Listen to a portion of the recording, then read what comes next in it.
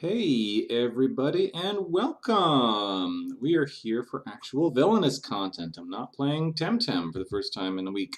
Um, I am joined here today by Notmydance. Say hello, Hello. Notmydance.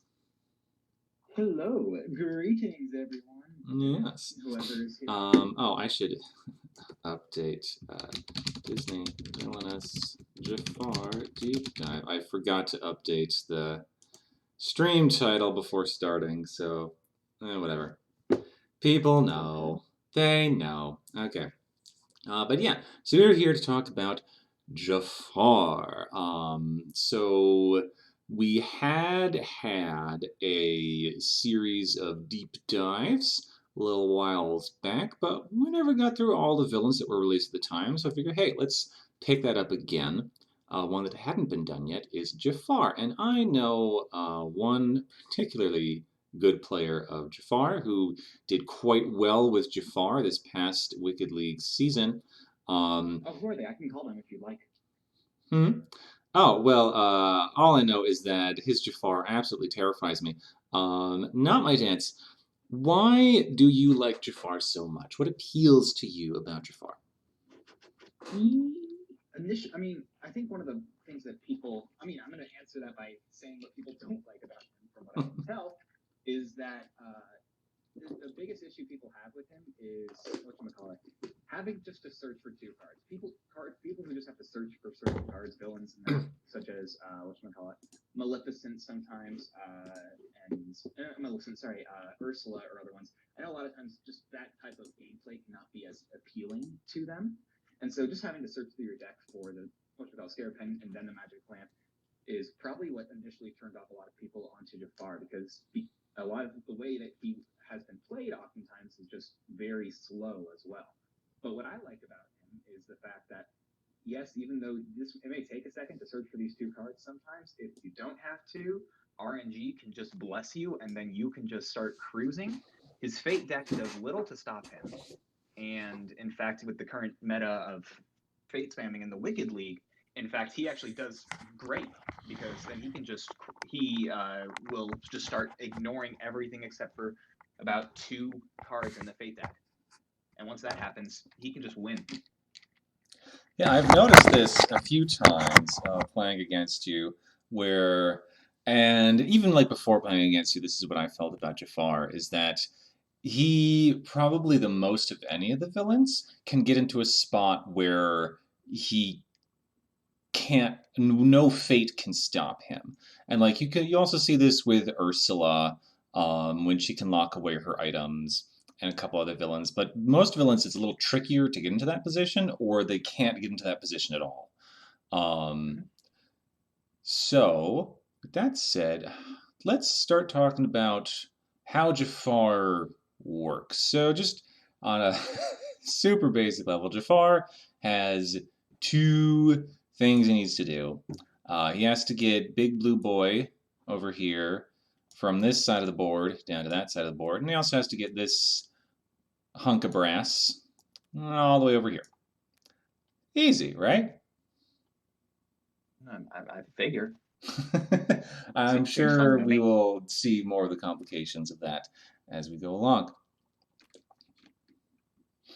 So, how do you do that? Or Okay. this is So your start. show. You are the Jafar expert.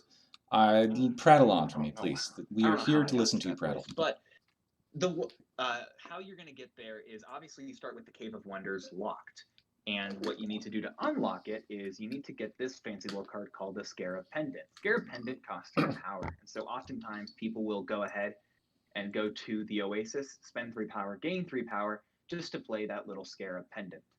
Scarab Pendant is a great card because not only does it unlock this place, even if you choose to get rid of it, it allows you to have one extra card in your hand at the end of each of your turns, which can be negated by some of the fate cards, but that's neither here nor there. Once you have it out, though, you are allowed to go into interact with the Cave of Wonders. The main thing you want to interact with is playing a certain card called the Magic Lamp. You're going to play it. You have to play it over into the Cave of Wonders and then move it by various means from one end of the board to the other. Once the Magic Lamp is played as well, the Genie comes. And so the Genie, you want to play a card called Hypnotize, which is a unique mechanic for only Jafar, in which you defeat a hero, cost, uh, and you make them basically your ally. You can use it with just Genie, but a good Jafar player will choose to use it with more than just Genie. It's really great to be able to have Raja on your side of the board, a 4th-strength ally, and some of the other ones are really great too. Some not so much, but I can get to that when I do get to that. Okay. The strength. I'm just going to start talking. If that's You're gonna chill. start. I'm just gonna reorganize a little bit so I can. Sure. Did not mean to. Okay. It's okay. Didn't mean to do Well, that. Did not mean I'll to let you group everything. reorganize while Just I wanted talk to about move this. stuff, just to be a bit more compact. Okay. Sure. You do it however you wish. I'm going to start talking about the Sultan's Palace. Go for it. Sultan's Palace is the first location in your realm. Now, what it does, it has 4 actions. It has your play a card, which you're going to be wanting to use to potentially try to. Most of the time, you might try to combo it with that vanquish action to play a strong ally who can take out a hero who is being pesky to you at a certain point. You can use it to try to hypnotize someone, and as well as comboing it with that activate action using the giant hourglass or snake staff as well. Or it can be great for late game in which you just have an abundance of power and you just need to move Iago from one side of the board to the other because he's just clutching for dear life onto that magic lamp. So those are your top 2 actions. But like I said, you can combo with the vanquish action, which is probably going to be one of the most underutilized actions in this game for Jafar. I think next to the 2 power spot on the Cave of Wonders, but I'll get there when I get there. You also have your fate action, which Jafar, unlike a lot of people who have locked locations, only I believe it's him and I want to say Lady Tremaine now have fate actions in all of their unlocked locations, and including a locked location on the board. So that means he can play a very fate-heavy game. But oftentimes, I've seen a lot of Jafar players be using that to their advantage, but then immediately falling short because they're just fading and not progressing. Mm-hmm. So what this spot should oftentimes, you're not going to be using it that much early game. It's not to say you won't use it, but this spot's going to be really great for potentially early game. If you don't have Cave of Wonders unlocked and you are getting thrown down with heroes, you will play a card called Sorceress Power. I'll explain it in more detail, but what it does, it allows you to move a hero to any unlocked location as well as an ally. So you will be trying to potentially stack heroes here if you are just getting fate spammed. It's basically your little backup plan.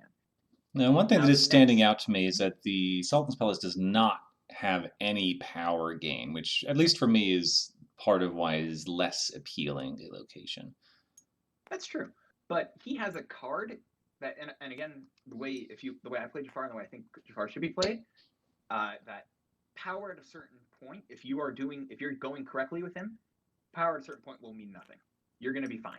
You will. I've played games in which I've gotten. I think the most I've gotten was 27 power. Oh, and Prince John wept. Yes, he does. I've accomplished Prince John's goal many a times. But that's.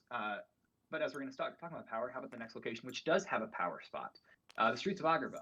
Now on the top, it does have a whatchamacallit, a words. Gain 1 power along with a fate action. Now it has those 2 right off the top. The gain 1 power is going to be really great, especially right off the top, because you could use it just to try to start cycling cards through your deck. The best part about this location, though, is the discard action. Oftentimes, people will be trying to fate you and cover up that top spot on your board because they do not want you to have your top fate location. By all means, let them fucking do it, because that doesn't matter. Just doesn't matter jack shit. This spot is not where you can actually progress. This is your reset spot. And even if they are stopping you from using your top fate, you have your bottom discard, which makes this spot worth all of it in and of its own. So that bottom discard action is what you want to be using, because early game, you are looking for Scarab Pendant and Magic Lamp, and you are discarding most, if not all, of these cards. But we will get there. I'm going to cover that more as I get into the actual strategy, but we're going to talk about the locations a little bit more. Like I said, you have this bottom play a card action, which, if you'll notice, everywhere except for the Sultan's Palace has the bottom play a card action. What you're going to be wanting to do with that is playing a card called Snake Eye, which allows you to defeat a hero with a strength of 4 or less at Jafar's location. So every single spot except for the Sultan's Palace is where Jafar can turn into a snake and fucking annihilate whatever hero is being a jerk to him. So that's what you're going to be wanting to do a lot in these 3 locations. Not so much you're going to see it at the Cave of Wonders, because that's going to be blocked a lot by the Genie, because when the Magic Lamp is played, it does find Genie and play him over to that Cave of Wonders. But like I said, you still have that gain power, the gain power spot as well. So if you have that open on the top, you could potentially use it. My favorite turn 1 to do is go over here, play a giant Hourglass, because I know it's going to be safe from everyone except for Abu and Aladdin, and I kind of like them to come out early. Again, I'll explain later. And then I'm discarding almost everything else. Depending on your opponent, I will say you don't want to be discarding a lot of cards, because some of them are very important, but you also can't play them for the first half of the game, which kind of sucks. But that's where we can get to some of the other cards once I get there. I'm getting ahead of myself because that's just who I am as a person. Speaking of getting ahead, to the next location, the Oasis. Now, this is perhaps Jafar's best location in the realm, because the amount of combination plays you can do here is unreal. If you have 0 power when coming to this place, and all you have is a giant Hourglass here, and Genie is out on your board, that is all you need to be able to hypnotize him with the right cards in your hand. It's those combo plays that can really go well, because if I gain 3, which will put me at 3 power, play a card called Necessary Sacrifice, which allows me to discard any ally or item under my control and gaining 3 power, discard a giant Hourglass, put me at 6 power, and then immediately hypnotize Genie because I'm paying the power equal to him. Or if I have more power in my hand, I can hypnotize him, activate as well, possibly activating Iago or a Snake Staff to get back those cards that are very important to me. You're going to be wanting to do a lot of combo plays here. This is where you're going to be gaining power.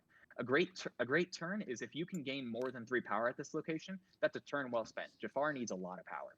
And so I love going here, gaining 3 power, playing a Palace Guard, and then immediately sacrificing him. You're just going to want to get as much power as possible. But again, that's neither here nor there, but what's next is the Cave of Wonders. Like I said, this does have some of the few least used locations, with the gain 2 power spot and the discard action. Those two actions will be probably used the least, only because the Genie is going to be blocking them the majority of the game. Because the Genie is, like I said, when the Magic Lamp is played, the Genie is played to the spot. And so, because you need to bring Genie down onto your side of the board with Hypnotize, those 2 spots are going to be blocked off for a while. But again, this bottom spot is great because of the discard action. This bottom spot is great because of the move item or ally action. Since you're going to need to move the Magic Lamp from one side of your board to the other, it is well worth it. And I have no issues with just completely going here and moving the Magic Lamp, and that's it for a turn. If that's all I can do, that's a turn well spent, because I'm getting closer to my objective, and that, as any villain, is all you want to be doing. Now, let's say that you've gotten the Scarab Pendant surprisingly early, say in your opening hand, but you're still hunting for the Magic Lamp. So without Genie squatting in the Cave of Wonders, how appealing is it to you? Like, how often would you go there pre-Magic Lamp? Pre-Magic Lamp? Oftentimes, again, yeah, I guess pre-Magic Lamp, I'm most likely not going to go there more than not. That's not to say the discard action isn't a reliable strategy, but if you are in a place in which this spot is open and you just are still searching for the Magic Lamp and you've already played Scarab Pendant, by all means, go between Streets and Cave and just keep cycling through cards, discarding as many as you can, because especially with the Scarab Pendant giving you 5 cards in your hand, you will have extra cards, and that just gives you the ability to cycle so much quicker, which is one of the things that Jafar was initially slow of upon first release. But yeah, that's what you're pretty much going to be doing. That's really the only other time I'm honestly going there. It's a great spot, but by the time it's available, Jafar doesn't need it as much. But I think with those locations, for the most part, talked about, I'm going to jump into some of those cards, because those cards are very important to what he wants to do. Yes, let's start talking about villain cards. So before we talk about the Scarab Pendant, just right off the bat, just first thing that comes to mind, of Jafar's villain cards, which is your favorite? Scarab Pendant. Okay, well, let's talk about the Scarab Pendant then. Yeah, there's a second favorite card, now I think about that, but I think Scarab Pendant should be talked about first. Actually, it could be. Maybe that is my first card. Anyway, Scarab Pendant. When Scarab Pendant is played, you unlock the Cave of Wonders. We already covered that, in which it's going to be locked for the beginning of the game. You play it, and this lock will go away. What it does as well is allows me to draw until I have 5 cards into my hand at the end of each of my turns. Typically, when you end your turn, you draw into 4 cards. This gives me the ability to go into 5, which means what Jafar has to do, the worst part about him cycling, becomes so much easier because I'm just cruising through cards with little to no issue. I'm just I'm discarding whatever I need, keeping a few cards, but most of the time I'm just going to be discarding almost everything I get with this Scarab Pendant. But at the same time, it gives me more versatility than most people will typically have, because I'm going to be able to look at one additional option out of all of my cards, and out of in a villain deck of only 30 cards, that's going to be an extra sixth of it that you can look through, which may not seem like much on paper, but considering how fast you can discard, it's great. But this is obviously the first card you're going to need. But you have to play this card and then the Magic Lamp. But there are going to be a lot of cards that probably get up in your way before then. One of the ones you're going to have to deal with are your allies. All of your allies are going to be very beneficial, if not just for getting rid of them. They are going to be beneficial just because if you are getting faded a lot, you're going to need to have them out and ready. And if you're not getting faded a lot, what you can do is you can set them up in order to protect whatever location you would typically choose. Where I usually like to set them up is the Sultan's Palace. I'll get into all of this why. So we're going to start with the highest cost one, Razul. Razul is the most controversial of all of Jafar's cards, being that he costs 3 power, but he only has a strength of 3, and the cost to play allies to Razul's location is reduced by 1 power. Now, the reason why Razul might not initially, at first glance, look that great is because you have only 5 other allies you can play. Now, if you're looking at that, that's a pretty bad trade initially. But if I'm playing Razul here, and then I start playing if I get a Palace Guard out, the Palace Guard can be played for 1 cheaper because of Razul. So the Palace Guard's just free. So that's for 3 power. I have 5 strength. I can keep stacking that, and if I somehow get lucky enough to get it like this, which I actually have had done before, I spent 3 power, and I have 10 strength of allies at the Sultan's Palace, where I'm going to most likely need to kill people end game. That is absolutely amazing, and there's nothing more than a Jafar player would love than that, because power, you want a lot of it, and so it can become valuable to you very quickly. You have those Palace Guards, like I said, they're just 1 cost typically. With Razul, they become 0, but they have a strength of 2, which means they can kill out of all these heroes, they can only kill a couple of them right off the bat. But you do have items that will give them more strength, and so you're not going to be initially worried about that. But also, these guys like to be sacrificed. We'll get to the importance of necessary sacrifice later. So speaking of Razul, do you think, and again, yours is definitely a controversial opinion, there's definitely widespread disinterest in Razul. I admit I share that disinterest, but if you are going to play Razul, where do you think is the optimal place to put him? The first place I will play him is Sultan's Palace. That's where I think is best, because you want to be stacking a lot of allies here. That's what looks best for me 9 times out of 10. Because, yeah, like I said, you're going to need to defeat late game, you're going to be needing to defeat a lot of heroes. And so this spot is where you're going to be wanting to have a lot of protection, because these 2 activate actions, they are not used often, but if you can use them, you're doing amazing. So I like Razul here. But I will say as well, with Razul, I'm not playing him if I don't get him in the first 10 cards. If you get him in the first 10 cards, I can just fucking cruise. But if he's not in the first 10 cards, then there is a very small chance of me actually being able to play him, because because I'm just not going to have a good cycle at a certain point. If like I said, you only have 5 allies in your deck, and so if all of your allies are already gone at a certain point, Razul is really not different. He doesn't matter. You can still play him though, because he is a 3 cost. He does cost the same as a Hypnotize. So if I'm going to put him out, I still might put him out trying to stop Jasmine. It'll cost the same if I don't have a Hypnotize in my hand. I have no issue with using him. But my favorite use for him is just using him as a power bank. That's why I really like him. If you're not using him as that, I don't think you're getting that same efficiency out of him. Fair enough. But you have 2 other allies with him. I'm going to go to Gazim in a second. We're going to talk about Iago, because Iago is going to be great for that late game stuff. Like I said, if you've played the Magic Lamp and you need to move it from one location in your realm to the other, without playing Iago and without any heroes changing your plan up, the only way you can do it is the move item or ally action at the Cave of Wonders. So you would have to spend at least 5 turns. 1, 2, 3 times. You have to move it across. Thankfully, you have no way for the item to move back, but with this activate action, you can use Iago. Now, Iago costs 1, and he has a strength of 1. And if you are willing to pay 1 power, he's basically a weaker airship in which he can move himself and 1 unattached item at his location to an adjacent unlocked location. So then he can go here, here, and then here. Oftentimes, I'm only going to move him with the lamp, I think once or twice, but you do have that ability to. If you do not want to be using his ability to move anything else other than the magic lamp. If you're going to be trying to set up with the scare pendant, if you have power, like so much power, maybe I could see a good case for it, but I have not had a case in which I'm using Iago yet to play or to move anything other than the magic lamp. And I've played a lot of games with him, and so I will say, at least for now, stick with the magic lamp. That's the right, in my opinion, that's the right call, because in the end, once you move, if you can move him to the other side of the board, it's also 1 extra strength to potentially defeat any heroes who are going to try to stop your plan. But to get to the place where you can actually get this magic lamp, if you discard it early game, because you're going to have to sometimes, if you there are going to be heroes that will slow you down from getting cards, and you're going to have to cycle through your cards, like I said, very quickly using these discard actions. This magic lamp, if you're going to discard it early game, that's going to be fine, but you're going to need Gazim most likely to help you back. Gazim is the only reliable way, no matter which villain you're playing against, to get back whatever item you're missing.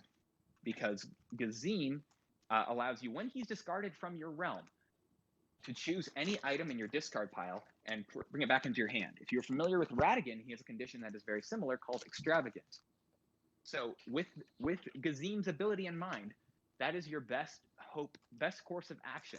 Using Gazim to grab back your magic lamp. Now, I've had plenty of games though in which I know Gazim is coming later in my deck, and I'm still waiting for him, and I'm building up to playing him. I'm just kind of tossing other cards while I'm trying to find the magic lamp, or trying to find a way to get back my magic lamp, because I discarded it early game, and now I have my scare pendant now. Gazim might be the last card of your deck, and that can suck. What you need to be doing, it really hurts. There are two best case scenarios for you right there. Either one, you're smart and you kept a copy of that card I mentioned before many times. Necessary Sacrifice, which allows you to discard any ally or item under your control and gain 3 power. Gazim's an ally. You can discard him with Necessary Sacrifice as well and get back your magic lamp. I've used Gazim to get back other stuff as well. I'll just say that 9 times out of 10, just get the magic lamp. If it's in there, you need to grab it. That's it. Simple as that. Otherwise, what you can do as well is, like I said, there are some 2-cost heroes. There are 3 2-cost heroes, and so if you use Gazim, or if you have to kill someone slightly stronger and combo him with a Palace Guard, Razul, or whoever, what you can use is Gazim and one of those allies and defeat a hero. Because when he is discarded from your realm, that includes in a Vanquish action, you can get back that item that you're needing. So you have a lot of ways to get back the magic lamp just using Gazim. Gazim gives you a lot of options, and you need to make sure you're using those options. Otherwise, you're going to be in trouble. The allies are all going to be very beneficial to your plan. To rewind a slight bit, I do want to touch upon Iago a little bit. So, getting slightly ahead of ourselves, there is a fate effect over here, Crushing Blow, that does discard an ally with a strength of 3 or less. How much of your Iago play is playing around Crushing Blow? Like, how often do you pre-play Iago as opposed to holding on to him until you can immediately activate him with the magic lamp? Oh, TTS did a fuck. Oh, okay. Well, I can answer that even with TTS not here. Even if Iago is not even if the magic lamp isn't out and I do have Iago in my hand, the only time I'm really going to try to play him is to protect Razul, because Razul, if I can start using him as a power bank, it will be very much worth it. And at the same time, if you can discard, if you can get your opponent to get a dead fate, that is great. Because of that card, I'll explain it in more detail later, but because of Crushing Blow, that's an ally with a strength of 3 or less. So if you can keep your, if you can keep your realm almost clear of any low strength allies early game until those are gone, there are 2 copies of that card in your deck, then you're going to be in a much better place. That's just what I've noticed with him. But that's, yeah, I'll just say, I'll touch on this more later when I talk about Crushing Blow, but oftentimes I'm not playing any allies early game at all. Unless I'm discarding them immediately. The only other time I might play Razul is when I'm going to get to it, move everything out of the way, and talk about some of my items. Yes, let's talk about items. The Scimitar. Now, the Scimitar can suck because it is a item. And that may seem like a weird thing to say, but as I'm kind of just touching on other cards that I have, you have a card called Scrying. 9 times out of 10, I'm not going to use it, but when I am, most of the time, I'm going to call for an item. Sometimes I'll call for ally, but I'll get into that detail later. When I choose item, I have 1, 2, 3, 4, 5, and 6, 7, 8 items in my deck, compared to 6 allies. So when a Scimitar comes up, I don't want it. I don't want to scry for a Scimitar. If I'm scrying, I'm looking for either Scare Pendant or Magic Lamp 9 times out of 10. And if I'm getting a Scimitar, that's just slowing me down. It sucks to get it with scrying, but to get it in general, it can protect you. So like where I mentioned the Crushing Blow card, discard an ally with a strength of 3 or less from Jafar's realm. What you can do with Razul is if you just give him a little Scimitar, he is going to be protected from Crushing Blow, which means that Razul won't go away, and you will have a 4-strength ally protecting Sultan's Palace, which is going to be amazing as I talk about some of the heroes later on. So with this Scimitar in hand, most of the time I'm going to be discarding it unless I have an ally to play it on. If I don't, then I'm not going to. But I love protecting Razul. I love keeping him around, and that's why I like using the Scimitar.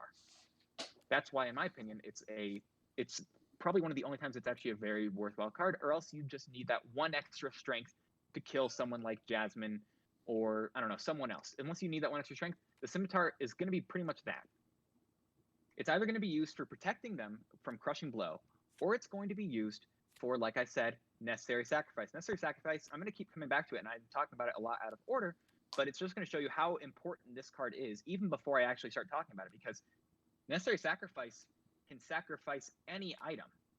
So this costs nothing. So if I've got a little Palace Guard out right here, and I go to the Oasis, I can play a Scimitar and then sacrifice it, and get a net positive of 3 power just in 1 turn.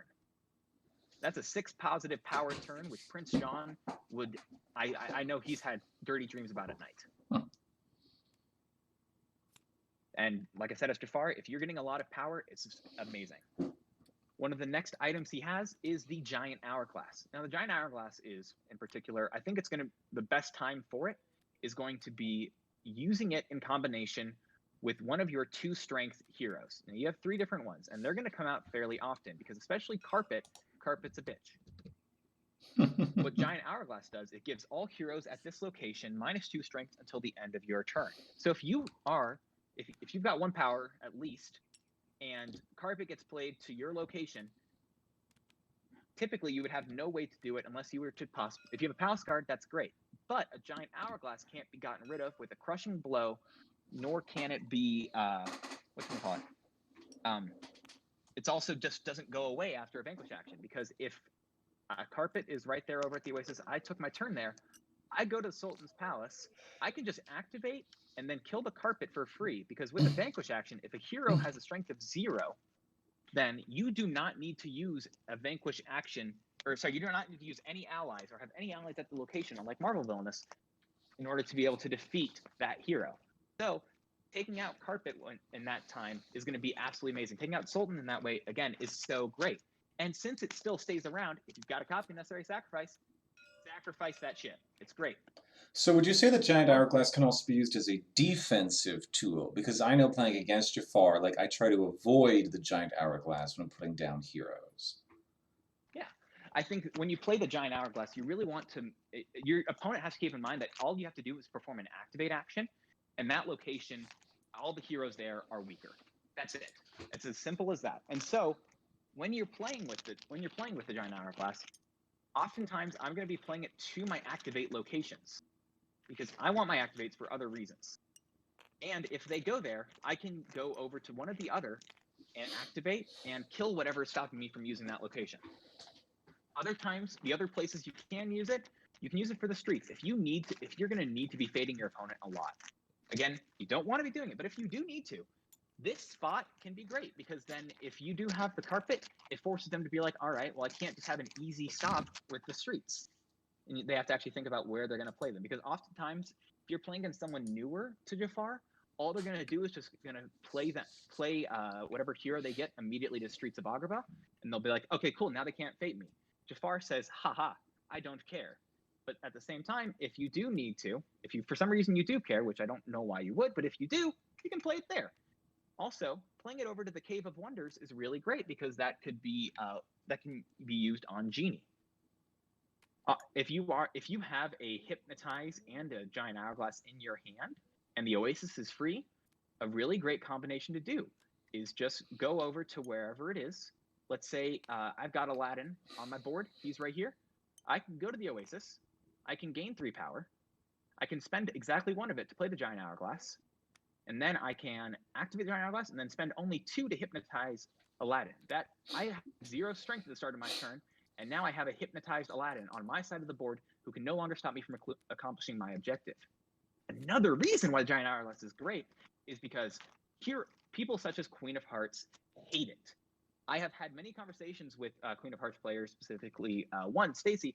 She hates the Giant Hourglass because there are villains with conditions that if a hero with a strength of 4 or greater is defeated, they get to do whatever. Giant Hourglass reduces the strength of that hero. So if I'm only using 2 power, if Aladdin's only 2 strength, no conditions are getting triggered. Now, keep in mind that nothing can stop Genie from having a strength of 4.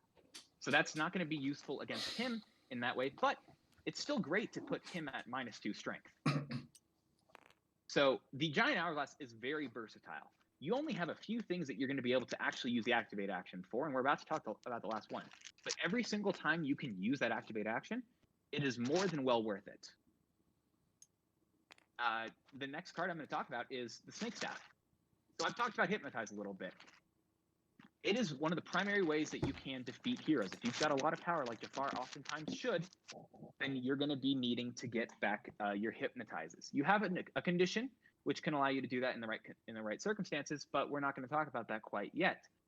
What the Snake Staff does is it saves you, even if you've already gotten rid of a couple of them. You can still activate it, pay 1 power for the Snake Staff, which has a cost of 2, and then put any Hypnotize that is in your discard pile into your hand. So that saves you late game. Oftentimes, I've seen people play this. One thing you want to keep in mind, if you're getting back those Hypnotizes that you need, make sure that you have at least 1 in your hand before you do it. Because I've played it before in which I play the Snake Staff, and then I discard enough cards in order to reshuffle my deck, and now Snake Staff is no longer useless because it only works from the discard pile. So the Hypnotize no longer does anything good. The Snake Staff no longer does anything good because so you just have to kind of hope for a good card. What I've done before as well is use Scrying in combination. If I've gotten into a place in which that has happened to me, or I just need to find a Hypnotize, and I have the Snake Staff in my hand, don't be afraid, if you have enough power, to play it. Scry for what you would probably want to do in that scenario is if you've probably already gone through your deck, so you probably already have your key items out or in your hand. At that point, what you're going to probably want to do is you're going to want to scry for an ally and just hope to go through as many cards as possible in order to find Hypnotize. And then you'll still go past it, and then you'll go to whatever ally it is, and then you can use the activate action, which a lot of people have claimed is not useful. It is very useful, and then grab back the Hypnotize that you need. If you have enough power, you can go from having no Hypnotized heroes, no Snake Staff, no nothing, to immediately discarding a bunch of cards, playing a Hypnotize, and playing your Snake Staff. So I'm finding it interesting hearing you heap praise upon this item, because most times when I've played against you, you just discard the Snake Staff and you don't even bother with it. That's fair. The reason why I oftentimes will not do it is because, again, against most people that you play, they will have 3 or more allies. And I can talk about that a little more there because I think that's a good place to talk about it. But manipulation is a condition that if another player during their turn has 3 or more allies in their realm, I can choose any card from my discard pile and put it into my hand. So with that in mind, what I'm going to be doing is I will be just grabbing back a Hypnotize. And it's free. So that's immediately worth more. And also Snake Staff costs 2 already. So that is at least 3 power to get 1 Hypnotize. The more Hypnotizes you get, the more worth it is. But I'm oftentimes not hypnotizing that much, but there are times in which the Snake Staff is really great.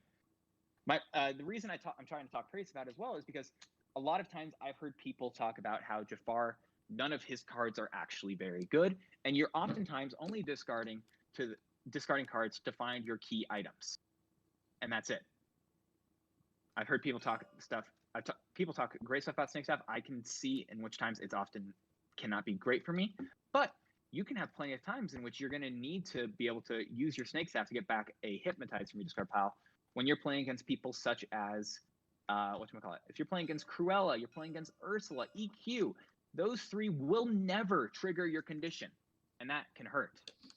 So what you're going to need to do in that situation is you're going to need to use that Snake Staff to get back those Hypnotizes that you lose. But oftentimes, I prefer using manipulation because it'll be more reliable, and that's why I say depending on the villain, though. If I'm playing against Queen of Hearts, if I'm playing against Captain Hook, Pete, Gar, or Mother Gothel, I have a large chance, I think, of being able to play that card, and I will be able to. But oftentimes, I'm not going to be using this. But when I do, I've got a lot of versatility with it, and that's one of the great things about Jafar. No matter what situation he is in, whether or not he needs to find a card in his discard pile, whether or not he needs to find a card in his deck, whether or not he needs to get himself ready for heroes, he has ways to deal with all of it. And so this is one of his answers to those questions. How do I deal with X? This is how. You've got the answers in your items. I've already spoken about the Scare Pendant, but if I talk a little bit more about Magic Lamp. The Magic Lamp, like I said, can only be played at the Cave of Wonders. So you do need to, like I said, play the Scare Pendant first. And that can be difficult, but you can do it. You just have to continue cycling.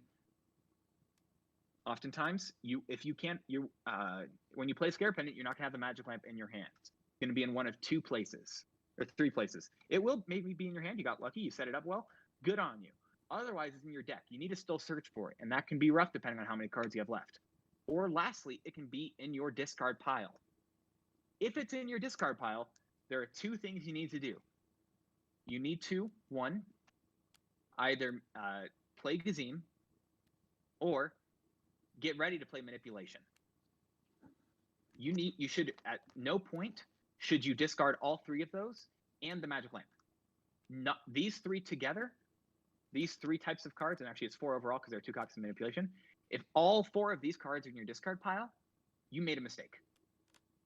If that happened, if you do make that mistake, because I've done it before, what you need to do is you're going to need to start discarding like hell. Go to the Streets of Agrabah. Go to the Cave of Wonders if it hasn't been blocked already. Go to those 2 places, discard as much as possible. This is where you'll want to play scrying, and no matter what, you are choosing item. You will be scrying for an item every single time, revealing cards from the top of your deck until you reveal an item, and then putting that into your hand. You're going to continue looking through your deck as fast as possible because this is where Jafar can get into a pit and why a lot of people can have issues with him. If you're not discarding, if you are going slow enough that you aren't finding that card, it can just hurt so much. And so in that scenario, scry. But if I'm going to say that word so many times, I should really talk about the actual card itself and as a whole, the effects that Jafar can play. Okay, so Jafar... We have 5 effects. Jafar has 5 effects. I'm going to talk about scrying, and considering I just said it like 50 times, I'll talk about it a little bit more. Early game, you are not going to be playing scry that much. I have had times in which I definitely will, but oftentimes I'm going to play scrying turn 1. Maybe you'll play it here. You have to be very careful, though, because, again, if you're going to choose item, there's a large... You don't want to play it if you don't have any items in your hand. Because then there's out of the however many cards left, there are 8 of them that are items. And so that will hurt.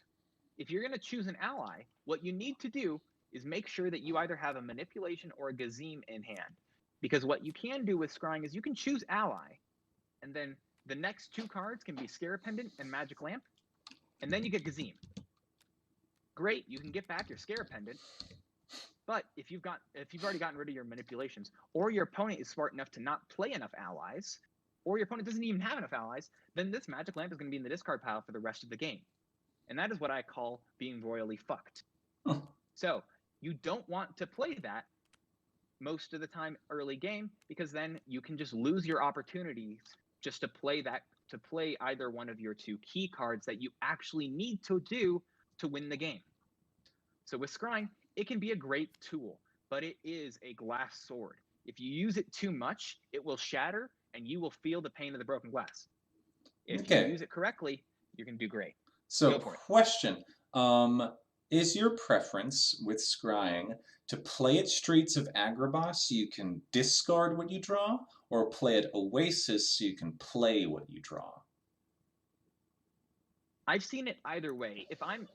There are two times in which you'll play it, whether or not you're just hoping to discard or you're hoping to play a card. If I'm hoping to play a card, oftentimes I will try to play it at the Streets. But again, if I'm doing a turn one play in which I do have one of those answers in my hand, then I will choose to scry then I can just choose to scry here, and I'm just hoping to find the right card there. Either place, honestly, it can be a great idea. But you're going to have to look at your board state to figure out which is the right answer. So if you have not much in your board, but you have a bunch of items, then you know what? Maybe you can scry for an item and try to play it same turn over at the Oasis. If you don't have it, then go play it over here and just discard whatever you're going to get, because both of those are the right answer. Whatever you do play, though, if you are playing it at the Oasis, you want to be able to play it on the same turn. So if you're going here and you have 0 power, turn one, unless you're going second, you're not playing your scrying for an item. You're just, because at that point, then it's useless. You can't do anything good with it. So scry, if you're going to scry over here and you're looking for one of your key items, typically have enough money to play it. Sorry, my dog is being absolutely ridiculous. Does your dog have something to add to this strategy discussion? You know what? Actually, I think what he would like is he would like me to take him outside, and I'm going to pause real quick before I talk a little bit more about scrying and then move to Snake and Eye. So if you would do me a favor and entertain the chat for a moment, I would appreciate it. Certainly, I would love to do that. So, Not My Dance is going out so that his dog can evacuate his bowels. Let's engage with chat. I am terrible at chat engagement, but we'll try. So, chat, do you like to play Jafar? Do you like to play against Jafar? What are your experiences there? Do you have any questions you'd like to ask, either me or Not My Dance, about Jafar, or about anything? I don't know. How's your day going? What'd you have for lunch? Did you get to see a friend today? Did you see anything nice outside, like a butterfly or a particularly appealing flower? I don't know. I'm just kind of rambling and stalling for time. So just anything. Chat at me. Jafar things. Random shit. I have no idea how long Not My Dance is going to take with his animal. But yeah, so scrying. Yes, scrying. So scrying, text. So scrying. Choose either item or ally. Reveal cards on the top of your deck until you reveal a card of the chosen type. Put that card into your hand and discard the rest. So, as we've been saying, you spend your 1 power, you start flipping over cards until you get either the item or the ally. And which one you're going to go after is going to depend on where you are in the game. And even if you play it at all, is going to depend on how far you are into the game. So, Not My Dance does bring up the idea that playing scrying early, you can draw into a scimitar, which is kind of like, and you don't really want that. You just want to discard that. But, you might look into it. This is a card game. This is all randomized. So when you are playing scrying, you might turn over 2 cards and immediately get a scimitar, and then you basically just wasted your 1 power. You might turn over 10 cards. In which case, even if you do reveal a scimitar, that was still a good use of your time because you're farther through your deck. And I think I may bring this up again once Not My Dance comes back. But again, I am stalling for time. I see there are people in chat. It says that people are in chat. I see there are y'all. Maybe I y'all will are say, busy. Oh, there's Weight of Glory. I do enjoy playing as Jafar. I found it interesting the value that was placed in Razul. I find that he takes a long time to pay for himself. So that was brought up by Weight of Glory. oh, If you can address that, and also address, I was bringing up that there's more merit to scrying than just, oh, oops, I found a scimitar, whoopsie doodle. There's also, if scrying can uncover lots of cards, there's still value in that.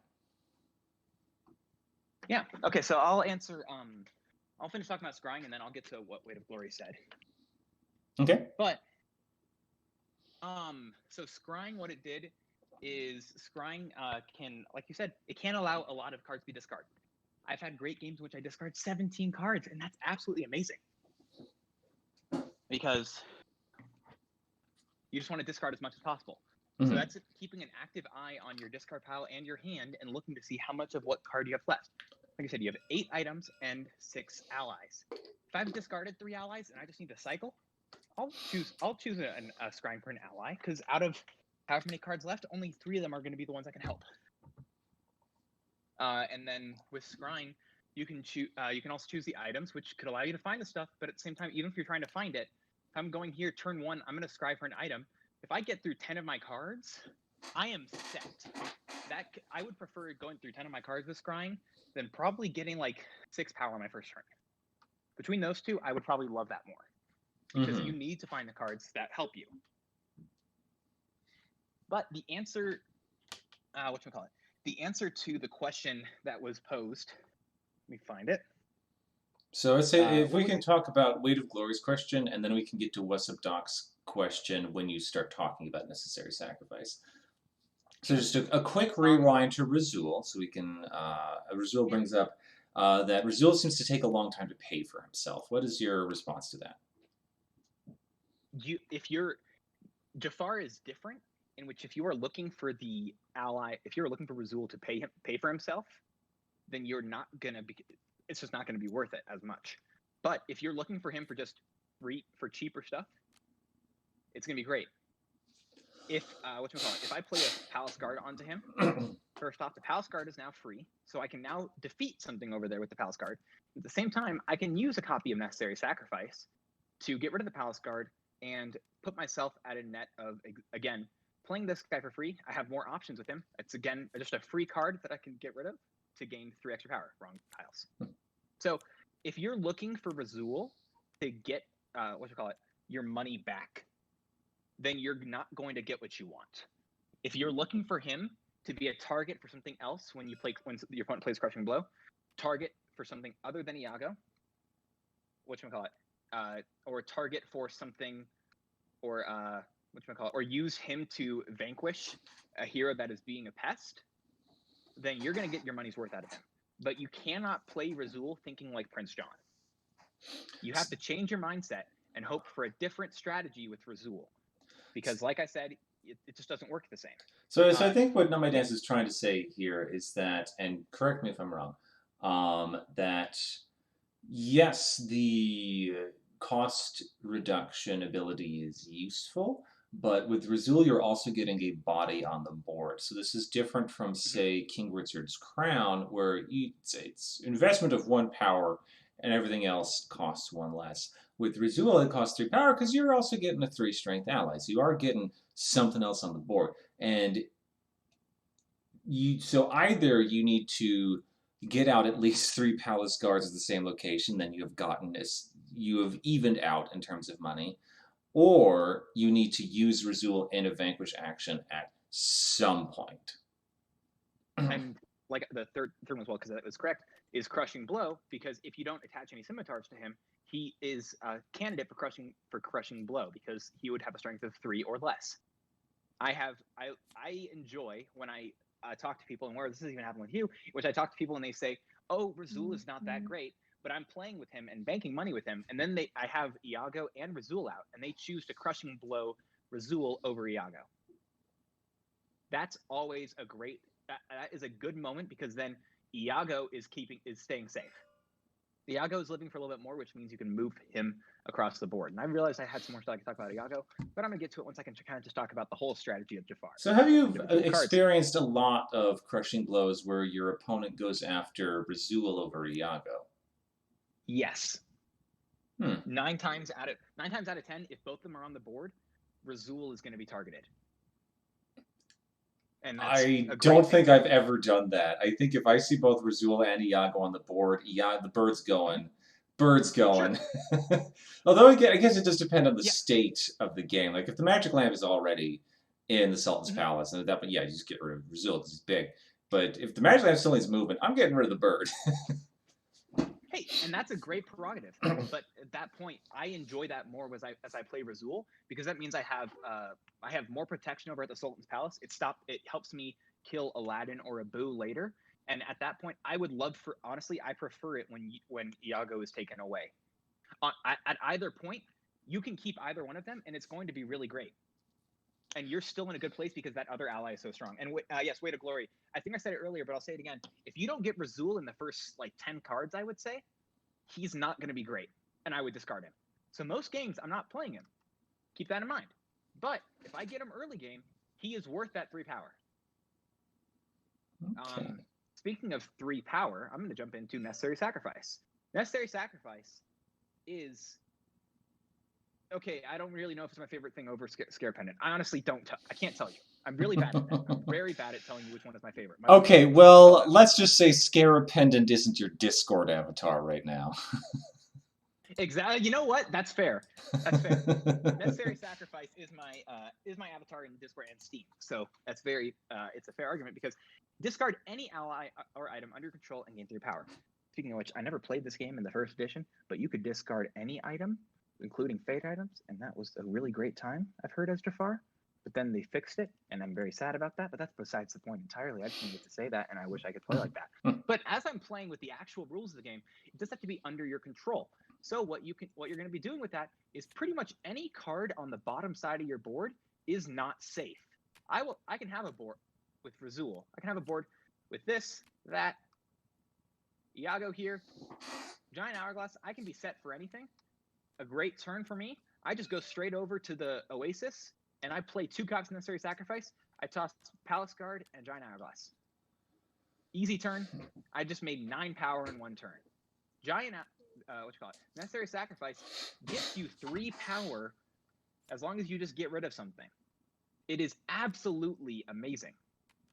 It is one of, if not the best card inside of his deck. In fact, yeah, okay, maybe it's my favorite. I don't know. But still, when I'm playing Necessary Sacrifice, or when I'm looking for even Scare Pendant and Magic Lamp, I am not discarding Necessary Sacrifice. Unless my hand is clogged with only Necessary Sacrifices and cards I can't get rid of, I am going to keep a Necessary Sacrifice in my hand. Any Necessary Sacrifices I get, because I'm going to just play a Palace Guard and then try to get rid of it same turn. Or play a Giant Hourglass, wait a bit for it, and then get rid of it next turn. It is very much worth it to keep this, because if you want to play Jafar effectively, you're going to need a lot of power. Just to be able to win the game, you need to spend 13 power. That's the bare minimum. 13 power is the bare minimum you need to spend in order to win this game. But if you're not gonna, if you're gonna have someone fading you, which most people do because it's a good action, if you're gonna have someone fading you, you're gonna have to spend a hell of a lot more. You need to be able to sacrifice any and almost everything in your realm. There are 2 things that you're not gonna sacrifice most of the game. You're not gonna sacrifice Scare Pendant until you are 1 turn or maybe 2 turns away from winning. If you are in a spot in which you are that close to winning, play it. Play your Necessary Sacrifice and get rid of the Scare Pendant. The issue with that is you do lose that extra card in your hand every single time. And that extra card can be so beneficial late game if you're just trying to get the right stuff in your hand. It can be so difficult. But you can choose to do it. And that is your prerogative. If you discard the Magic Lamp with Necessary Sacrifice, you have already lost the game. If that is your best option, because you say, oh, hey, the Genie has so many wishes, and I have so much stuff messing with me, I think it's a great idea if I just discard Magic Lamp and just go for it. I was having that idle thought earlier, like, oh, what under what circumstance? No circumstance. Bad idea. Someone asked it forever ago, And I remember that. And they said, when do you sacrifice a magic lamp? If the circumstance in which you sacrifice the magic lamp is a circumstance in which you've already waved in the white flag. You've bent over. You're done. You've lost. If you're sacrificing magic lamp, you are being fucking stupid. I'm sacrificing the magic lamp so I can get the power to hypnotize Genie. Well, gosh diggity dang it. Oh, gosh, look, we got some spam bots. VR so Butterfly and WM Sunny Erickson. Want to become famous? Come to Big Follows. I don't know. I don't have any mods. So cool. I am a 2-bit Twitch channel. Fair enough. No worries. It livens things up. Used with anything. One thing else it can be used with is hypnotize. Now, hypnotize, I'll talk about it a little bit out of order. Hypnotize allows you to defeat any hero and move them to the bottom of your board. So, you got Raja over here. Hypnotize him. He's now over here. If I can now choose to sacrifice him, because at that point, he is an ally under my control. According to Hypnotize, defeat a hero moving to the bottom of your board. That hero was under your control and treated as an ally with the same strength. Ignore their ability. The cost to Hypnotize is equal to that hero's strength. So it says on Hypnotize, Raja is under my control. Raja is an ally. Raja meets all the standards, and I will gladly got rid of him. If you do choose to sacrifice him, you want to be doing it for a couple of reasons. One, you're trying to get your money back. So maybe you've comboed a giant hourglass with it. Raja was over here messing with me, or let's say here for sake of using it. Raja was over there. I go over here. I activate my giant hourglass. He only costs 2 to kill. I use that 2, and then I can sacrifice him. That's a net gain of 1. That's great. Otherwise, Otherwise, you can use it for whatever else you would like. The only heroes you do not want to necessarily sacrifice are Aladdin and Abu. I can talk about them more when I get to them. And the Genie. Early game. Late game, never. But I've had enough times in which I get Genie played on me early game. I have no issue with sacrificing him. But that involves hypnotizing him in the first place. You're really going to spend 6 power to hypnotize Genie before the lamp is out. Yeah, but I've had it sometimes in which that's unfortunately unavoidable, and I've done that, and it worked out. And it worked out fine because I had that extra power. I've used the giant hourglass as well to make him cost 1 less, so I only lost 1 power that turn overall because I'm most likely at the Oasis. So, if you're doing it, it can be a rough situation. That should not be your goal to hypnotize the Genie before he comes out. But if that has to happen, then that's not the worst thing. Otherwise, you can use the hypnotize, I'm kind of transitioning over to hypnotize, to use these heroes, which are now allies, to defeat any heroes that will come in your way. Raja, if he is played here to stop the spots from being blocked, then you can just go ahead and bring him down, and then he's a protection from late game Aladdin or Abu. Because like I said, once they're played, their ability goes off, and they have no other static abilities other than keeping an item from you. We'll talk about them more in a bit, but those guys can all be used to defeat other ones, which is a great strategy to use because they're an ally. You have this vanquish action. Some Jafar players don't use it. That's a mistake. You have to use every single tool that you are given. All of these cards can be beneficial at some point in the game. And if you aren't using those cards when they are good, then you are not using all your tools. Therefore, you're making mistakes. Therefore, you're not playing Jafar optimally. One thing, Way to Glory, you mentioning that carpet is not a great one to crushing blow. You need to be careful with it. If you are going to crushing blow carpet, because this situation could even come up for Aladdin or Abu. If you are going to necessarily sacrifice any of these guys, both narrowscapes need to be in your discard pile. Every single other, you need to have those in there and not much of a deck left. I have done it before because narrowscape is a fate effect that chooses and plays a hero from Jafar's fate discard pile.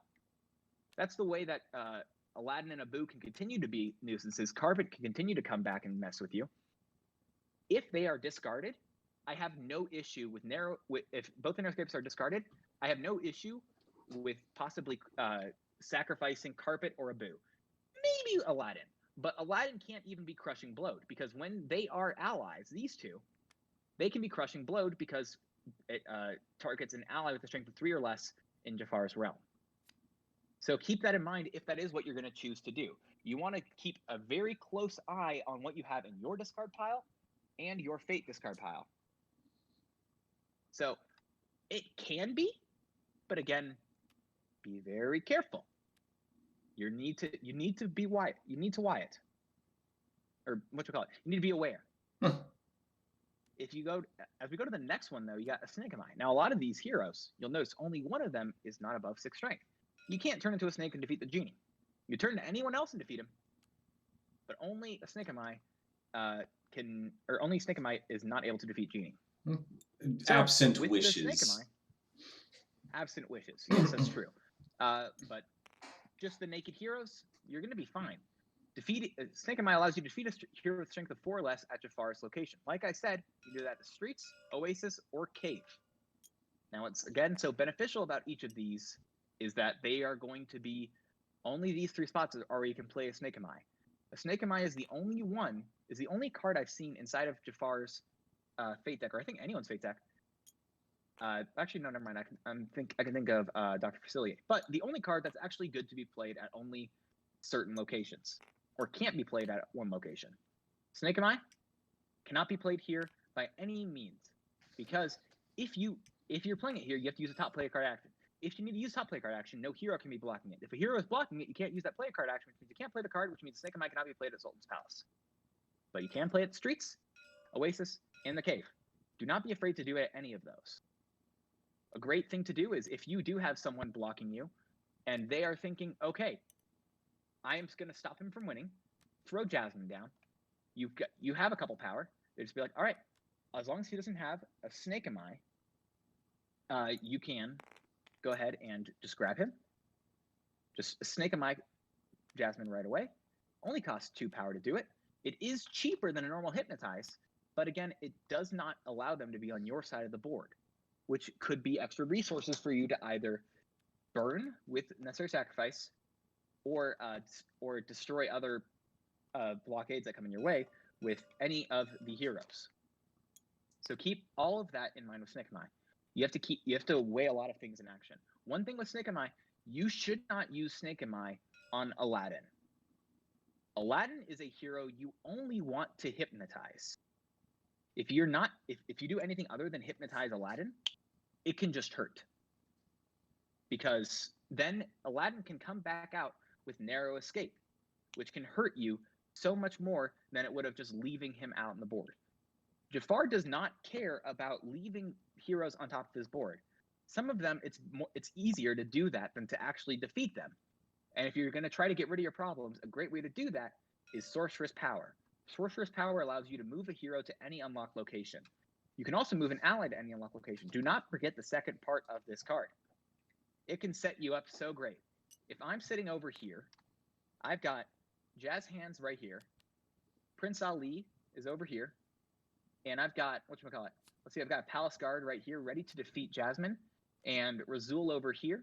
If I'm setting myself up like this, Sorceress Power can instead move Jasmine all the way over here, move my Palace Guard over so I can use Razul to set up, and then if I've done this correctly, I could either play another card to get rid of them, or I can combo with something else in order to use my top actions, because that's what you're going to want to do. You need to save your locations as much as possible, and that's what Sorceress Power allows you to do, and that is its primary function. What else can it allow you to do? Like I said, set up for vanquish actions. You need to vanquish as Jafar. I don't think I can make that any clearer. That's what it allows you to do. One thing you could do as well is when you play Iago, most of the time you'll play him here. Sometimes you'll play him here as you set up for the magic lamp. But if for some reason, if you've had to play him over here in order to take care of a hero, which is not a bad idea, and any of these guys are great to use just because of their strength. Do not be afraid to do it and ignore their abilities. Even Iago, that's not an issue. Because Sorceress Power can potentially, first off, it can move him over, but the greatest way it can be used late game is in combination with Aladdin or Abu. Once I've played the Magic Lamp, Aladdin can take it. When Aladdin is played, and he has the same ability as Abu, when Aladdin or Abu are played, you may choose any item at his location and attach it to him. Jafar cannot use the item. When Aladdin is defeated, the item is returned to Jafar at the same location. Now with this Magic Lamp, When Aladdin's played, he's going to take that magic lamp. He's not letting me get it. Very accurate to the movie. But thankfully, because of my Sorceress Power, I can move a hero to any unlocked location. And because this item is currently attached to Aladdin, he just moved all the way across the board for me. And I only had to spend 2 power rather than 5 turns, like I mentioned before. You want to talk about getting your money's worth? That's it. 100%. Doing that, and then if you got a couple extra power to hypnotize him same turn, you now have a locked-in lamp and 1 less hero, 1 out of 2 heroes that cannot stop that. It is a great card to use late game, and most time, if I can, I'm going to try to keep a hold onto it in my hand. If I get to them early game, don't be afraid to discard it. But late game, as it gets to the point in which after you play your scare pendant, keep it around. If you're getting fate spammed, keep it around. You just want to make sure that if you think that you're going to need to either move a hero out of your way or move a hero into a more easier location to deal with, play Sorceress Power. Early game, what you might want to do is, if you're getting a lot of heroes stacked up on your board, if you don't have this spot unlocked yet, if you do not have the Cave of Wonders unlocked, there is nothing wrong. Let me just, there you go. You got a rough board? Play Sorcerer Power. Move as many heroes as you can over to the Sultan's Palace. This is a spot in which you can afford to not have the top actions. This is the spot that it might be the best for. If you're trying to cycle through your stuff early game, it means you're going here and you're going here. You're getting power and you're discarding. And if your spots are being blocked, then you're not getting as much use out of those locations as you can. So you want to try to move it over. But if you're doing well early game and you don't need to discard, stack them here. It is a strange strategy that people will not typically like doing. But it does mean that if you're not needing to discard a lot, then this spot, your opponent will be, first off, you will have the activate actions available. Your opponent prefers for this spot to be blocked anyway, and so they will probably place wishes, which just give heroes more strength, onto heroes here because they will like this spot to be kept away from you. That is fine. You don't need that spot. You don't need that fate action because first off, you have that, which is great. You're not going to have this card or that action if you're if you're going to talk about cards that are useful, then why not talk about the card that everyone hates with Jafar? Deception. Let's talk about conditions. So earlier you had mentioned that there are certain villains that will not trigger manipulation. I was just idly thinking, yeah, but they are going to trigger the other condition. Oftentimes they will, yeah. But most of the time they can try to avoid it. The only person in the game who cannot trigger deception is Yzma.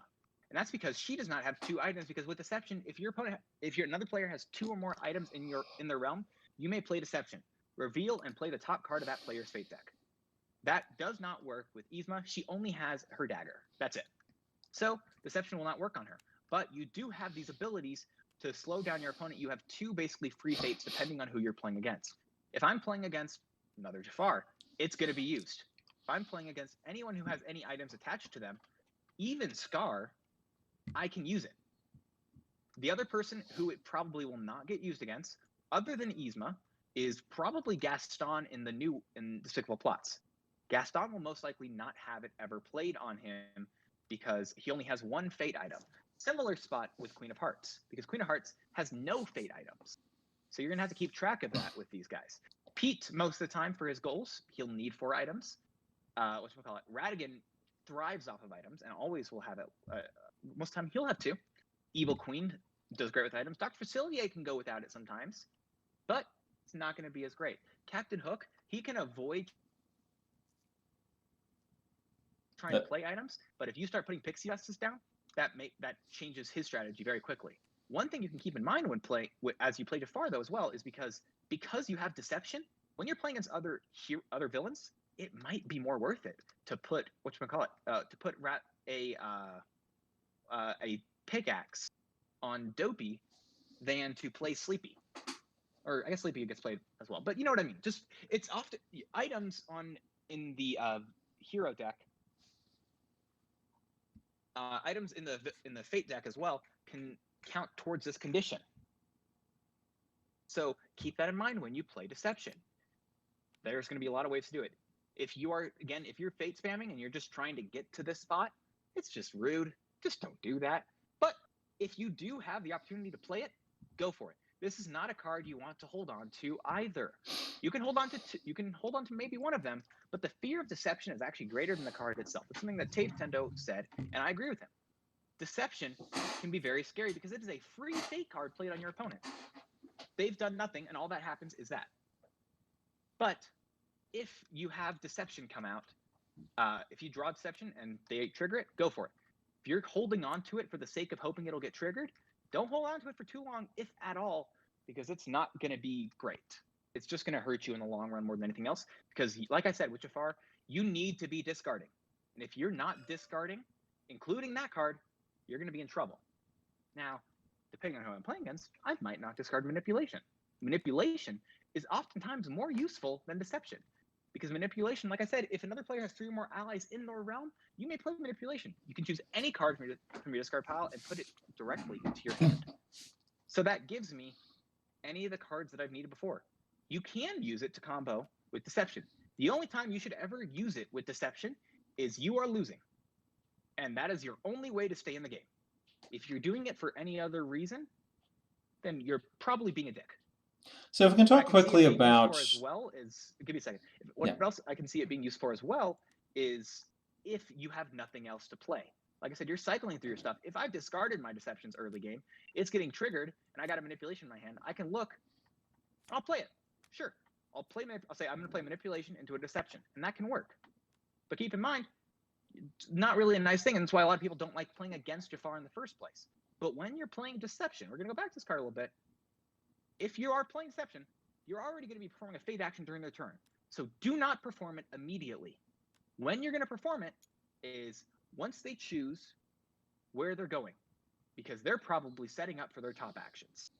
I've done it enough against Radigan. I've played against some people in which I will wait until they choose wherever they're going to go. You wait till they drop their mover, play it. You just say Deception.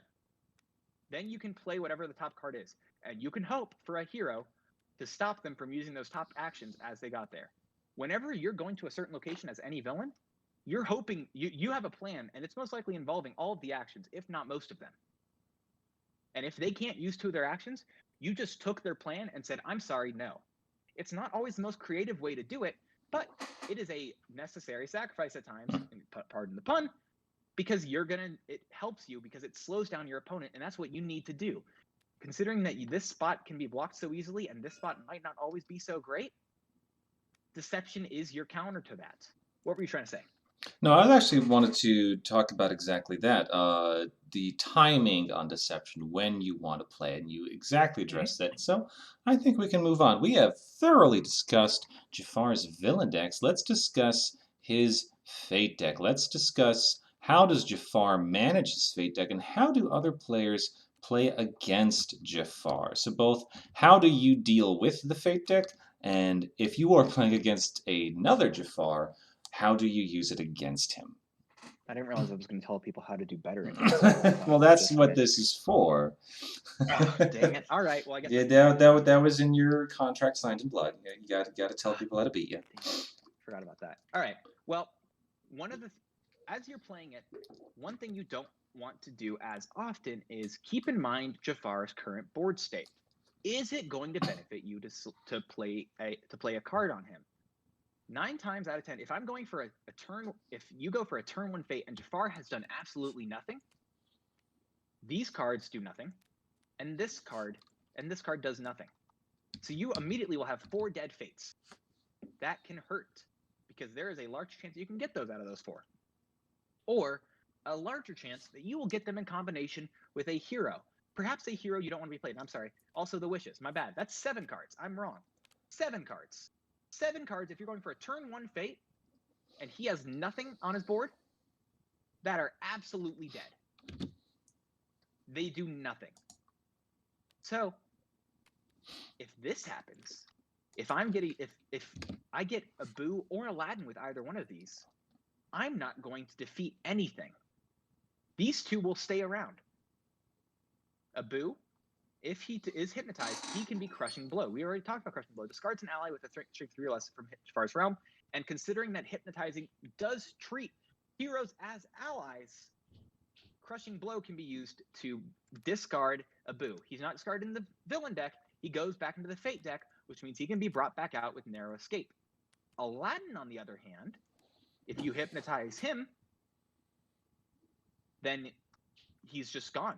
So with these two heroes, when you play against Jafar, you do not want to play them early at all.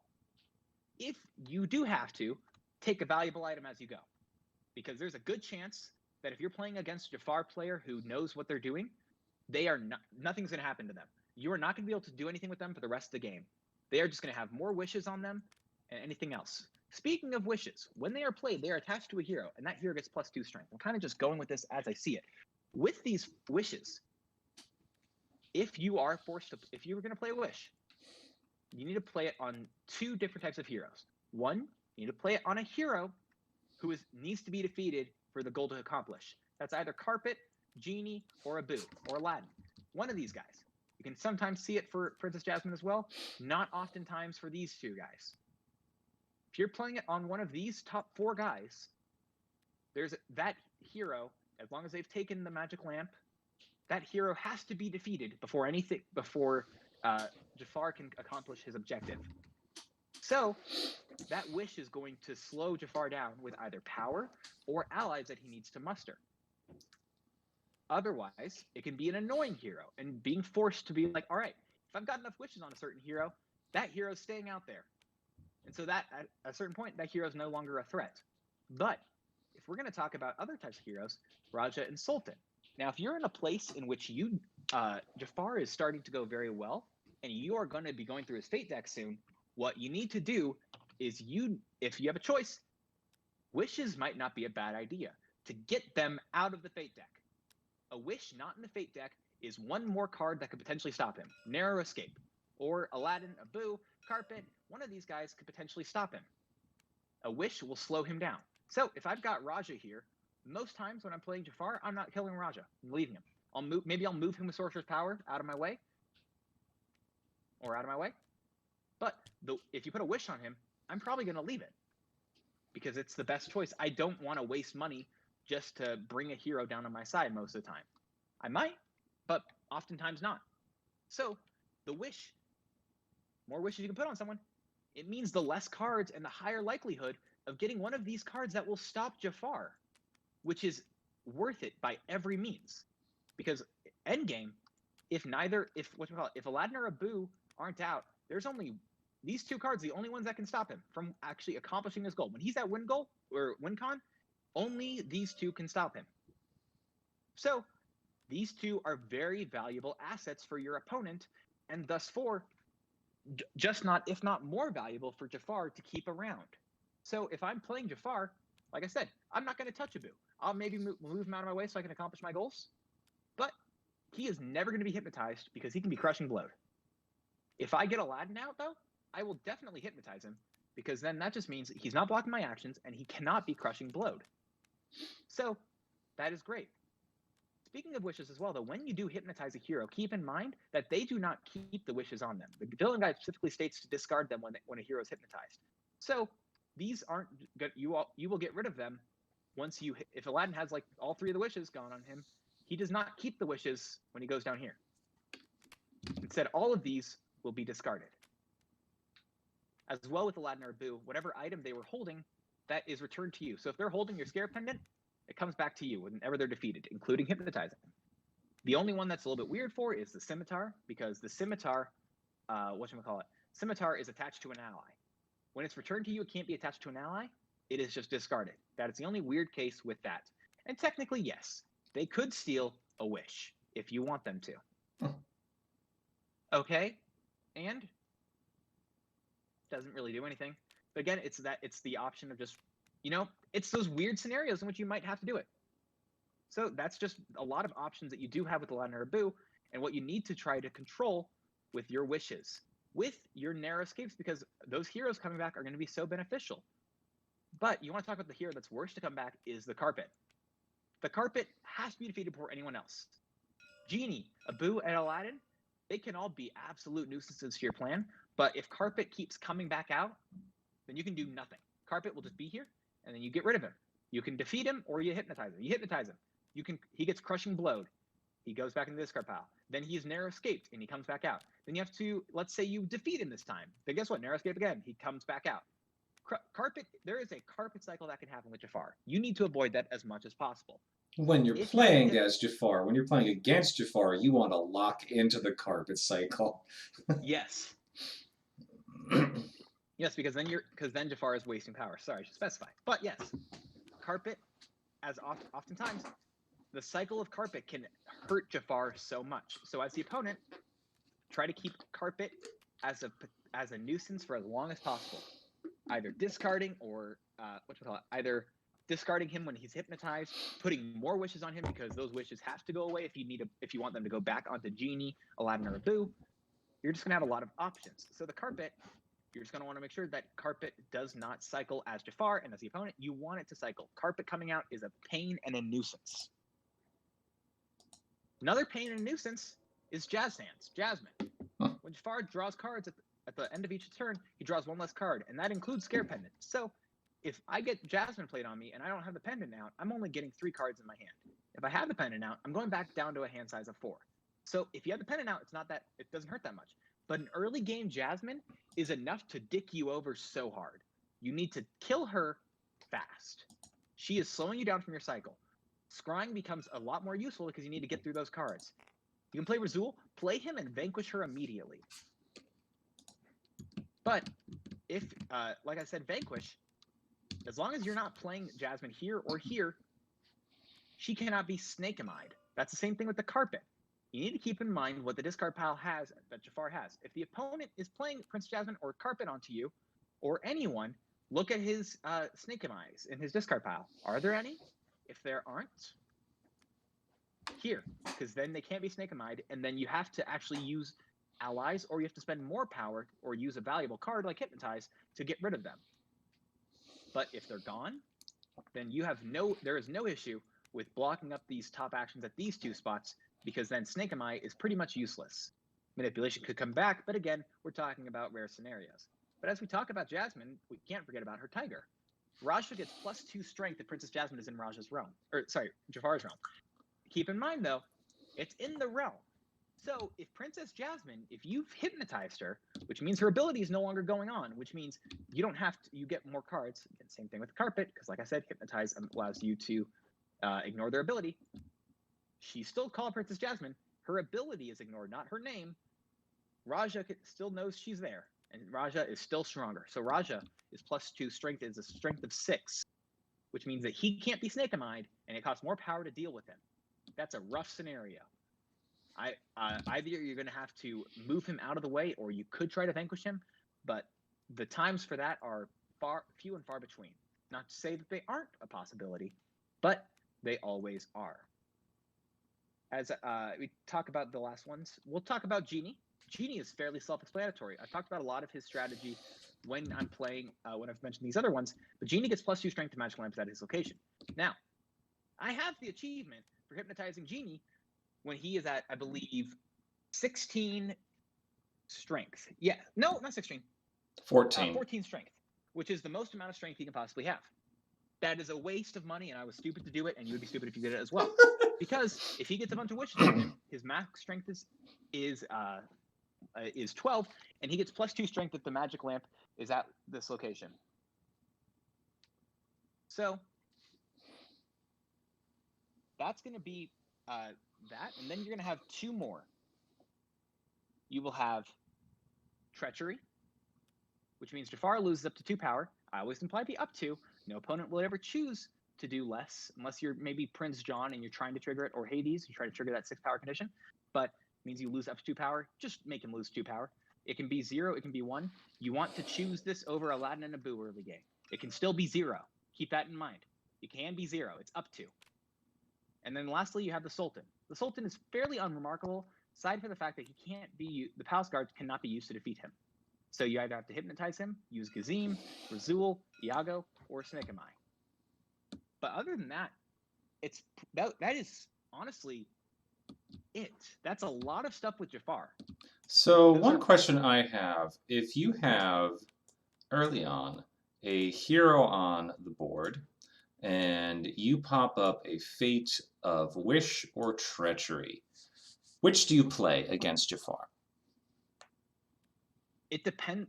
That's one of the case-by-case scenarios. Depends on what he has.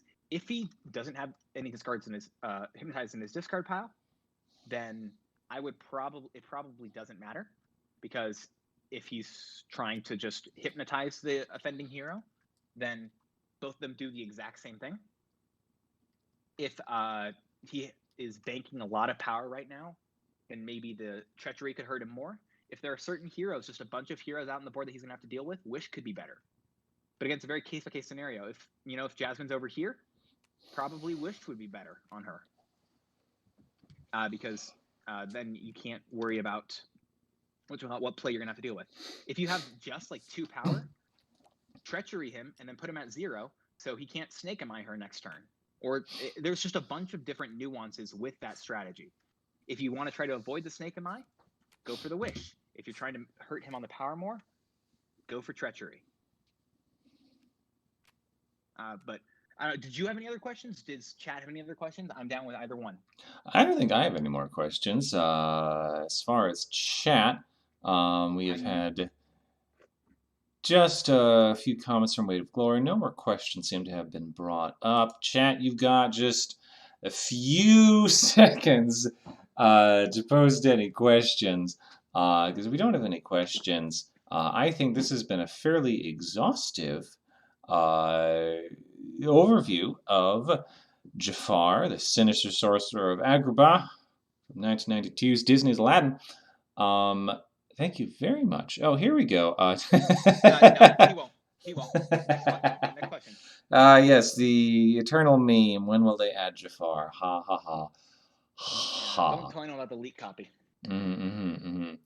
Yeah. Bye. But yeah, thank you so much, Not My Dance, for coming out for this deep dive. Glad to be here. And thank you, chat, for coming out and watching and asking questions and otherwise engaging. I think this is where I would say like and subscribe, but I don't really care.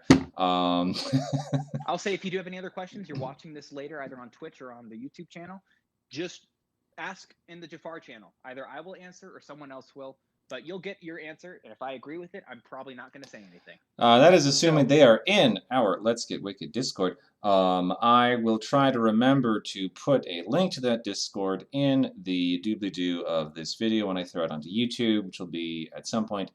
Yeah, thank you again, everyone, for coming out for this thing. We will be back next week with some more Villainous next Tuesday night. I'll also be playing a bit more Temtem. Yes, we are still doing that tomorrow and probably Friday as well. Thank you so much for coming out. I hope to see you again. Enjoy the rest of your evening. Bye-bye.